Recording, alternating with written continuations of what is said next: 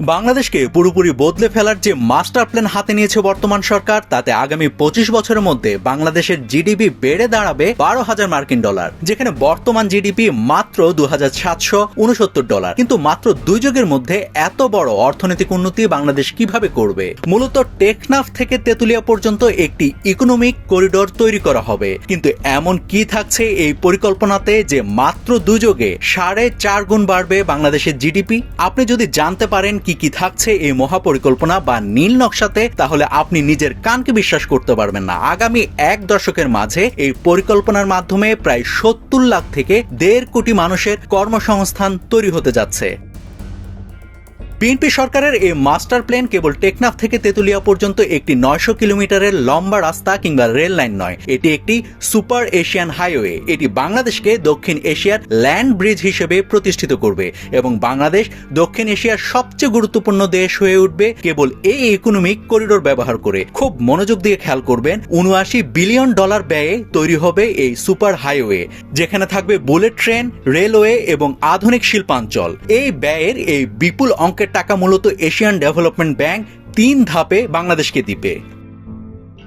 অত্যাধুনিক এই করিডোরে থাকবে হাই স্পিড ইলেকট্রিক ট্রেন এবং সুপার হাইওয়ে। এই করিডোরের মূল লক্ষ্য সময়কে জয় করা। টেকনাফ থেকে যে কার্গো ট্রাকটি ছাড়বে সেটি মাত্র 10 ঘন্টায় তেতুলিয়ায় পৌঁছে যাবে, অথচ বর্তমানে একটি ট্রাকের সময় লাগে 48 থেকে 72 ঘন্টা। এই করিডোরের ফলে একটি পরিবহনের সময় কমবে প্রায় 80% এবং লজিস্টিক্স যে খরচ সেটি কমবে 40%। আর বাড়বে বাংলাদেশের অর্থনীতির চাকা। উত্তরবঙ্গের কৃষিপণ্য যেমন আম বা লিচু গাছ থেকে পাড়ার 10 ঘন্টার মধ্যে চট্টগ্রামের বন্দরে পৌঁছে যাবে রপ্তানির জন্য। আবার এশিয়ান হাইওয়ের মাধ্যমে গাছ থেকে পাড়ার মাত্র 24 ঘন্টার মধ্যে আম বা লিচু পৌঁছে যাবে মালয়েশিয়া, থাইল্যান্ড বা সিঙ্গাপুরে। এখানেই লুকিয়ে আছে একটি বড় ভূ রাজনৈতিক কৌশল। এই হাইওয়েটি উত্তরে চীন, নেপাল, ভুটান এবং ভারতকে কানেক্ট করে সরাসরি মিয়ানমার হয়ে থাইল্যান্ড, কম্বোডিয়া আর ভিয়েতনামের মতো এশিয়ান দেশগুলোর বিশাল মার্কেটের সাথে বাংলাদেশকে যুক্ত করে দিবে।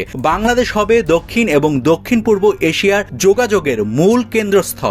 এখন আপনার মনে প্রশ্ন জাগছে, অন্য দেশগুলোর রপ্তানি সহজ করার জন্য এই ট্রানজিট বা হাইওয়ের ব্যবস্থা করে বাংলাদেশের লাভ কি? বাংলাদেশের লাভ হচ্ছে ট্রানজিট ফি এবং বাণিজ্যিক সুযোগ থেকে যে বিশাল পরিমাণ আয় হবে সেটি। এটি কল্পনারও বাহিরে। এখন আসা যাক শিল্পায়ন প্রসঙ্গে, যার সবচেয়ে গুরুত্বপূর্ণ।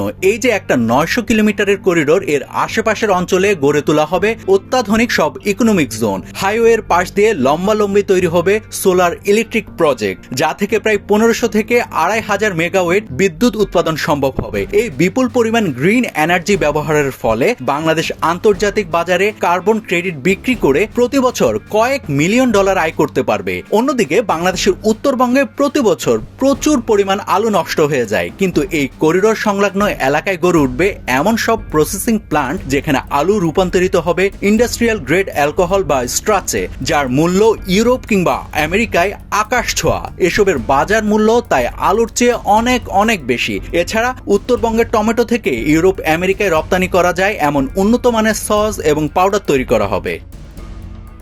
বিএনপি সরকারের পরিকল্পনা হলো এই করিডোরের আশেপাশে ইলেকট্রিক মাইক্রোপ্রসেসর চিপ এবং ট্রানজিস্টর তৈরির কারখানা গড়ে তোলা। প্রোডাকশনের কয়েক ঘন্টার মধ্যে হাই স্পিড কার্গোতে করে এই চিপগুলো পৌঁছে যাবে মংলা বা চট্টগ্রাম বন্দরে।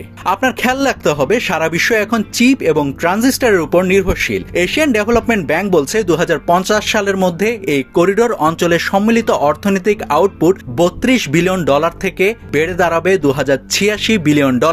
অর্থনৈতিক কার্যক্রম বৃদ্ধি পাবে প্রায় 9 গুণ।